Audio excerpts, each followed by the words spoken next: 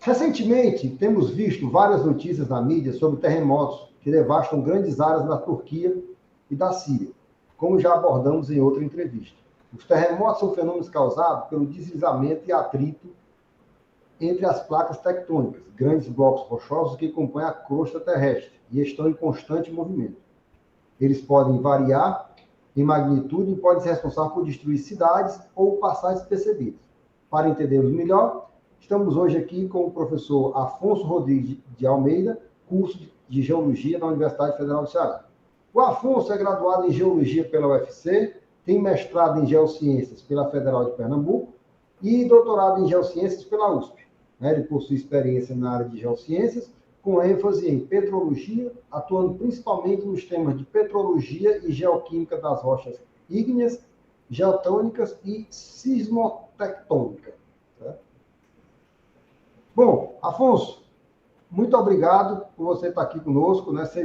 É um prazer tê-lo aqui, né? E a ideia é que a gente conversar um pouquinho sobre isso.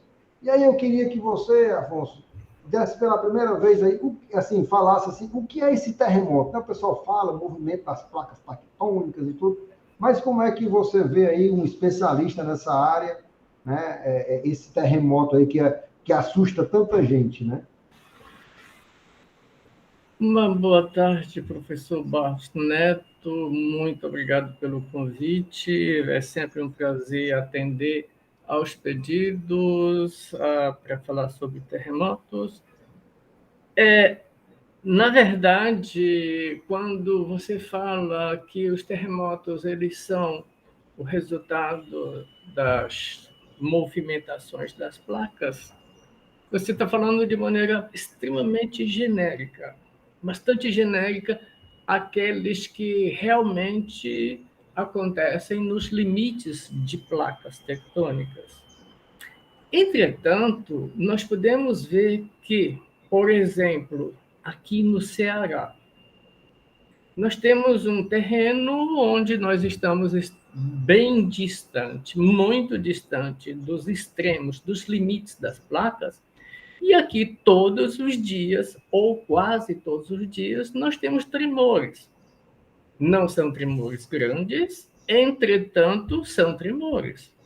Eles resultam da atuação dos tensores que causam a movimentação dessas placas.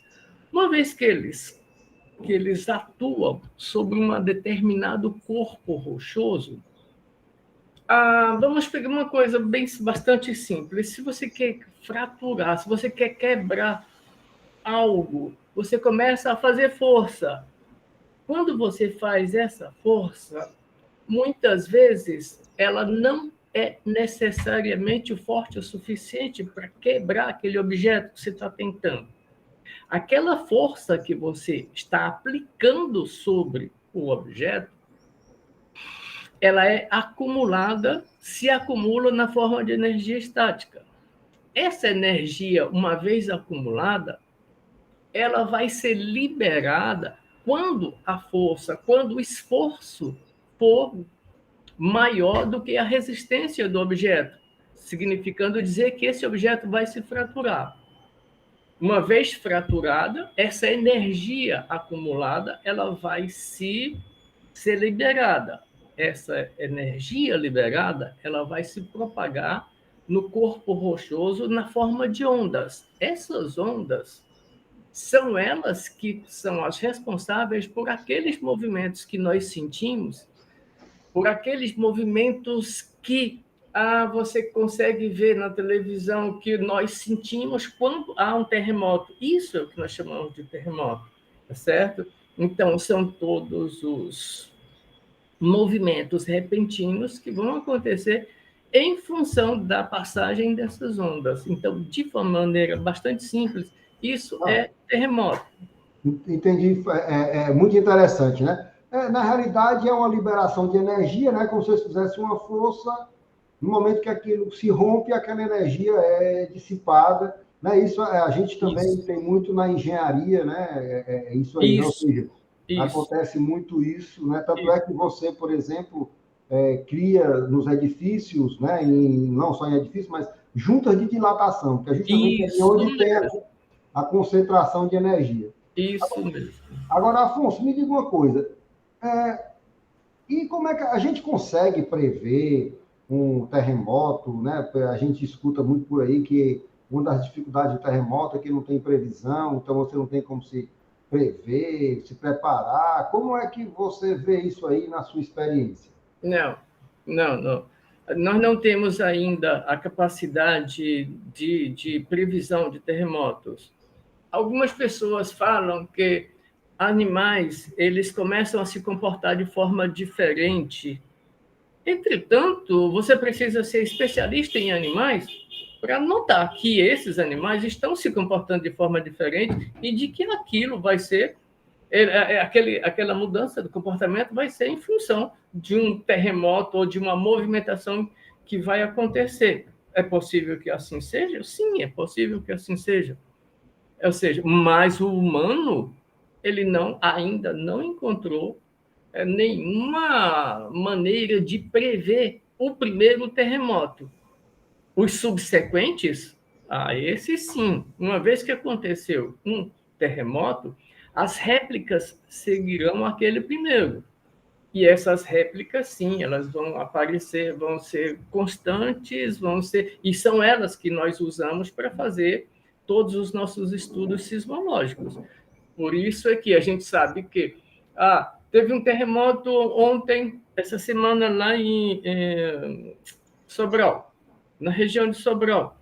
Aí eu quero estudar esse terremoto, eu quero estudar por que daquele terremoto. O que eu faço? Eu saio correndo daqui, colocar os meus sismômetros móveis lá nas imediações do epicentro já identificado, e daí eu aguardo as novas réplicas. Mas o primeiro, por exemplo, se eu disser que nós vamos ter um grande terremoto amanhã na América do Sul. Óbvio, é uma coisa bastante óbvia, porque a América do Sul, durante toda a sua existência, os limites da placa tectônica América do Sul com a placa de Nazca, ele mexe todo dia tem terremoto.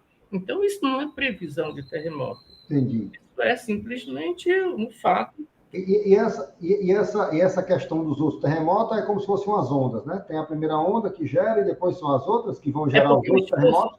É porque o esforço ele é continuado. O esforço, às vezes, obviamente, todo o esforço é absorvido na formação daquele primeiro processo de fraturamento que liberou a energia. Entretanto, não necessariamente essa primeira fratura ela consegue absorver todo o esforço que está sendo aplicado. É por isso que as fraturas, de maneira geral, que são as causadoras dos terremotos, elas continuam até hoje se propagando. Por exemplo, começou a 250 milhões a crosta atlântica, a nossa bacia atlântica, ela começou a se formar há mais ou menos 250 milhões de anos, com os primeiros movimentos extensionais que causaram a subida de magmas basálticos e, por conseguinte, o início da formação desse. Até hoje, essa coisa continua. Entendi. Por quê? Porque existe um esforço contínuo sendo aplicado e essa fratura continua se propagando para o norte, já passou pela Islândia, já está quase no Polo Norte. Por quê? Porque existe um esforço contínuo. Então, as réplicas acontecem por conta desse esforço que não foi totalmente absorvido. Tá certo. Agora me diga uma coisa. Agora também, então, do jeito que você fala, o que nós temos é que nos preparar para os terremotos, né? O que nós temos é nos preparar para os terremotos. Sabedores que eles existem e que existiram um dia. Existem hoje, amanhã, com certeza, eles vão. Então, vamos nos preparar para eles. Certo. Ou seja, por exemplo, as edificações, né, estarem preparadas para, né, absorver essa energia. A gente teve uma entrevista aqui com o professor Joaquim Mota, que tratou um pouco disso aí, né, de como, que é o grande risco aí são as edificações, né, que rompem, né, e caem e matam muitas pessoas, né. E aí, agora, mudando um pouco de assunto, né? E aí nós estamos com um ponto aqui, que agora, que é uma coisa rara, né? Aqui não é muito comum no Ceará, deslizamentos, né? Nós tivemos agora, aqui em Aratuba, um deslizamento até a terra do meu pai, um deslizamento que matou 3 pessoas, né? Sim. O que é que a geotecnia tem a ver com isso? É raro porque não chove. É verdade. Se nós tivéssemos o mesmo volume de chuvas e o solo ele já ter-se-ia formado, ele já se teria formado, e aí absorveria aquela quantidade de água que está caindo, e aí aquilo que era sólido, ele se liquidifica parcialmente, ou seja, é o processo de liquefação do solo. Nessas regiões onde chove um pouco mais, por exemplo, lá na região da Serra do Baturité, Guarabiranga, toda aquela região lá, é uma região de grande risco, potencial de deslizamento. Por quê? Porque é uma região que chove um pouquinho mais. Os solos são bem mais espessos do que o que nós temos por todo o restante do estado do Ceará. Quer dizer, nem solo temos. Nós temos um regolito. Sim. Mas nessas regiões de serras, nós temos um solo um pouco mais espesso. Esse solo um pouco mais espesso na época da chuva, ele vai se embeber com aquela água. A água vai fluidizar aquele solo. Uma vez que ele fluidiza aquele solo, aí os blocos vão vir junto com aquele solo fluidizado, com aquele solo, e aí acontecem esse deslizamento. Isso acontece em tudo quanto é lugar. Onde quer que você tenha água demais, serra e água bastante, vai acontecer. E isso não tem como prever nem tanto. Como é que se diz? E o combate a isso? Que é que você não, nesse caso você não constrói. Ou se alguém constrói, você chega lá e diz, olha, isso é uma área de risco. Você está vendo aquela pedra ali no alto? Aquela pedra um dia pode cair e lhe matar. Se você fica aí, há a possibilidade de um dia em que nós tenhamos uma chuva com esse potencial, 100 milímetros de chuva, caiu. Essa água vai fluidizar aquele solo que está ali, aquele solo não vai mais segurar aqueles blocos e eles vão cair na sua cabeça, na sua casa. Pronto, essa é a ideia que a gente tem que passar para o camarada. Nem sempre, obviamente, aquelas pessoas têm condição financeira para aceitar. Ele pode até aceitar a sua sugestão, entretanto, ele vai perguntar: e o que eu vou fazer? Como é que eu vou sair daqui se eu não tenho, se eu mal conseguir fazer isso aqui? E agora, o que eu faço? Então, são coisas que podem ser evitadas? Sim, podem. A Defesa Civil ela trabalha com essa perspectiva de definir os possíveis áreas potenciais de risco geológico, de queda. Ela definiu, chega lá, conversa com o povo, e aí conversa com a prefeitura, define aquilo como área de risco. Se aquele troço, se aquela situação persistir, se o camarada não tiver como sair, então a brigada da Defesa Civil tem por obrigação de, numa hora em que observa-se a chuva em potencial, lembra daquela sirene que os camaradas usam? Então, pronto, toca a sirene. Tocou a sirene, meu filho, sai de casa e vá procurar uma região. É o único poder que tem para um paliativo. Estou entendendo.